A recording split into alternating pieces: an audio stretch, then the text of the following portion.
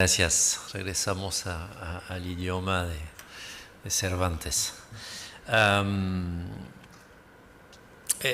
Genial de pasar tercero en una mesa así, porque los dos ya han dicho todo, entonces uno puede dedicarse a los temas no evidentes detrás de la pregunta.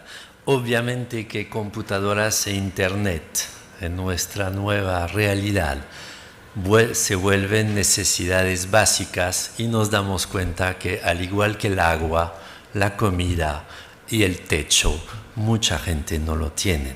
Eso está clarísimo. Pero quiero volver primero sobre la unión íntima entre esa universidad del sentido, que va mucho más allá que la palabra inglesa meaning, la universidad del sentido que estamos buscando, y la universidad de la lucidez. Porque no habrá sentido de la universidad del sentido si no hay lucidez. Y la lucidez, la pandemia nos lo dice. Y si todavía no hemos entendido en qué época vivimos, en este momento hay un domo de calor en Canadá, ¿no? Y hace 2-3 días un pueblo entero ha sido destruido por un incendio en cuarto de hora.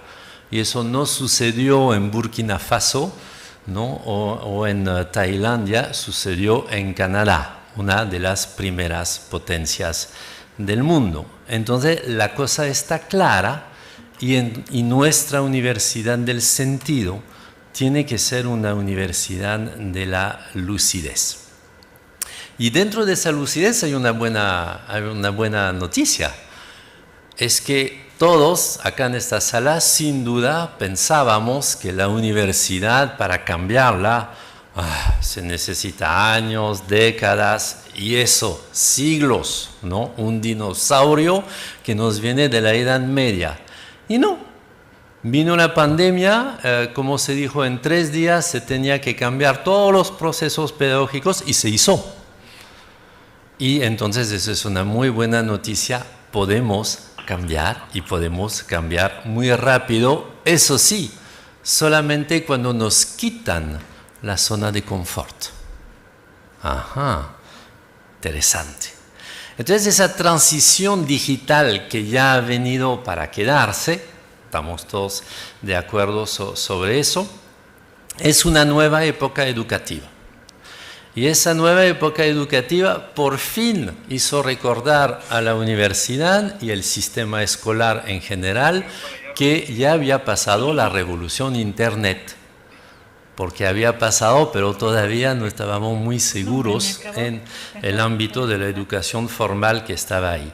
Y es una nueva época educativa que va a permitir superar, si lo hacemos bien, esta dependencia del proceso educativo de las estructuras jerárquicas. Porque el proceso educativo en la edad de las redes y en la edad de Internet nos permite muchísima horizontalidad, muchísima inmediatez, y me gustó mucho que el doctor Foucault lo diga también, a bajo costo. Porque las tecnologías de información y comunicación, su primera ventaja para nosotros que queremos trabajar con los grupos más vulnerables es su bajísimo costo, ¿no? Que permite a cualquier profesor hoy en día que tenga una dirección Gmail, ¿no? De tener su propio classroom y de hacer su curso, que quiere pagado o gratuito, eso es su problema, poner en su YouTube gratuito todos los tutoriales, los videos, etcétera, jalar de internet todo el conocimiento que quiere y proponer en forma absolutamente horizontal un curso que puede ser de enorme nivel. ¡Wow! Antes, si uno quería aprender la filosofía, tenía que ir a una gran universidad de un gran país, de una gran ciudad capital, a hablar con el gran doctor. Pues ahora el problema es otro. Y quisiera invitarles a pensar que el problema hoy en día es un problema de mutualización. Debemos absolutamente mutualizar como tarea esencial de la educación. Pero mutualizar nos pide una inteligencia colaborativa especial, que es la inteligencia de la mutualización, que va a permitir que tú eres ignorante y yo soy ignorante.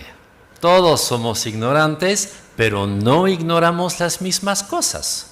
Entonces, si mutualizamos nuestras ignorancias y nuestros saberes, sin duda vamos a salir todos más inteligentes. Necesitamos, ¿no?, crear las estructuras y las dinámicas que permitan esto.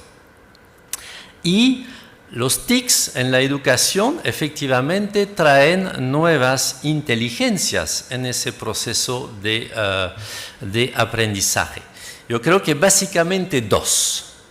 Traen la inteligencia colectiva de enjambre, como se dice técnicamente, que es la inteligencia colectiva de las hormigas, de las abejas, de los insectos, de los cardúmenes, de peces en el agua, toda esa inteligencia donde individuos que son más o menos muy tontos, ¿no?, pero son muchos a la vez intercambiando informaciones muy simples, logran una enorme inteligencia colectiva.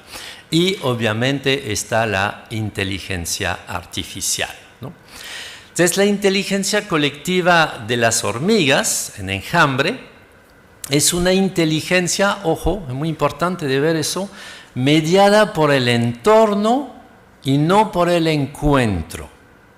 Las hormigas no se encuentran, no hablan entre sí, depositan su feromona, ¿no?, y la misma información, la otra viene, lee la información, deposita lo mismo, y cuando hay mucha información ya se resuelven los problemas. No dialogan, no argumentan, no reflexionan y no razonan.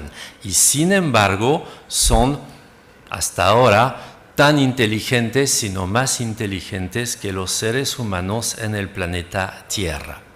Entonces, el entorno fuerza a la co-creación de una inteligencia que supera la inteligencia de los individuos del entorno.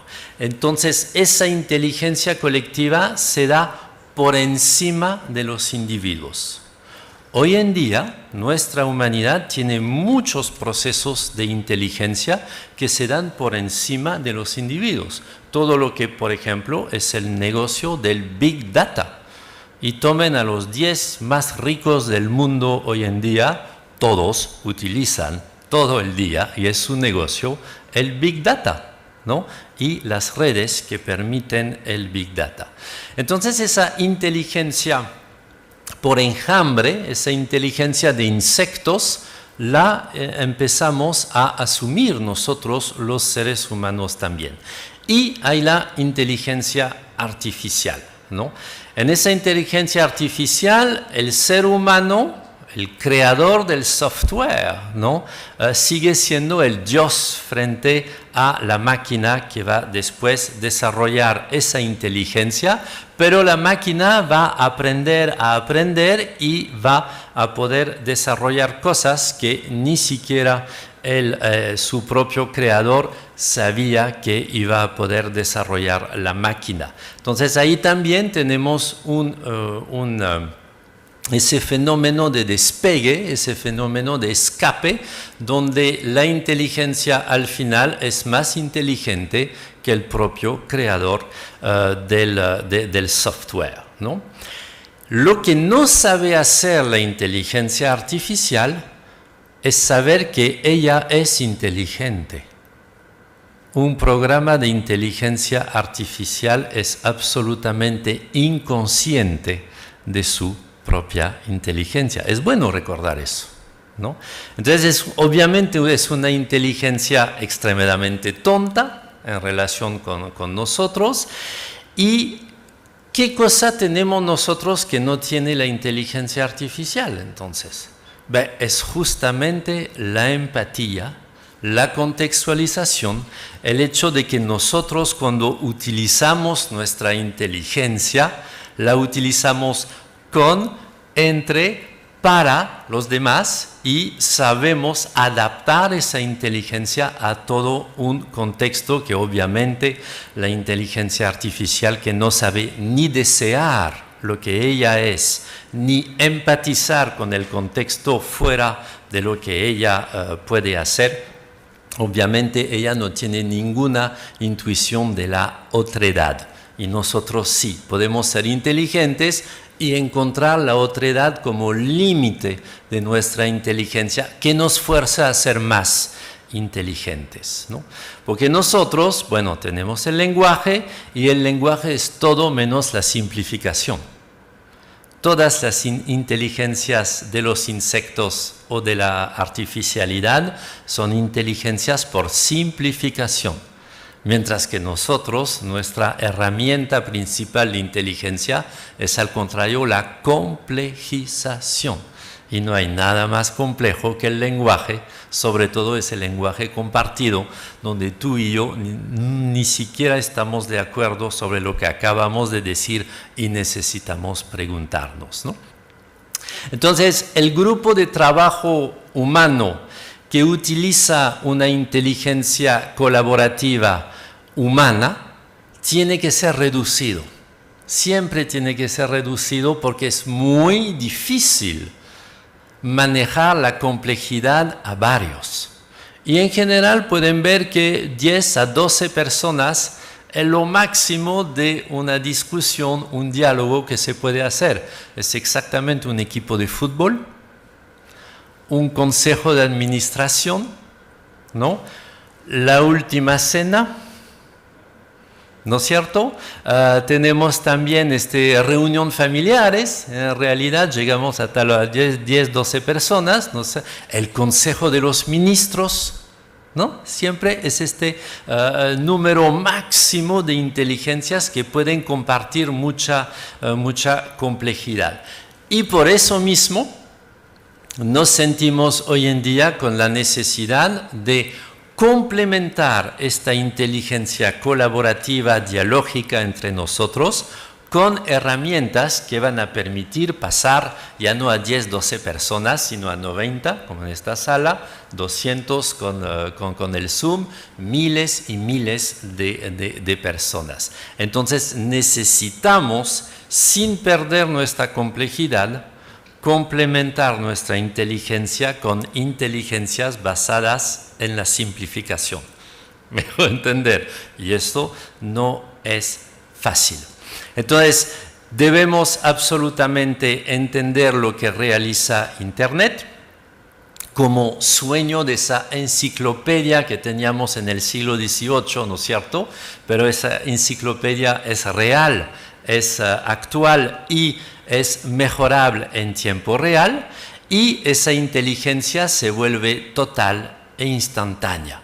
Pero en las comunicaciones vía Internet, los usuarios se reúnen vía el código de Internet y no en un cara a cara.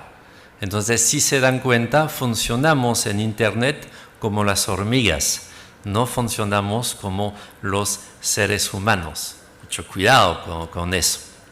Desde luego, y ahí voy a terminar, si Internet crea una inteligencia colectiva en enjambre, más que una inteligencia colectiva de diálogo y de argumentación entre nosotros, tenemos varios problemas filosóficos y pragmáticos que debemos de tratar.